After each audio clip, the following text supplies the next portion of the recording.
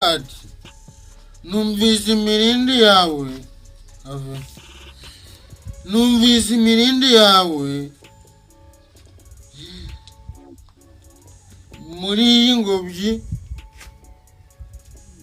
ninyishwa nuko nambaye ubusa ndihishe. Okay, yumvishe imirindi y'Uwiteka, yumva agize ubwoba bw'uko yagize uti yambaye ubusa aja kwihisha kandi bitari bisanzwe. Iramubaza iti ninde wakubwiye ko wambaye ubusa? Wariye ku giti nakubujije kuryaho?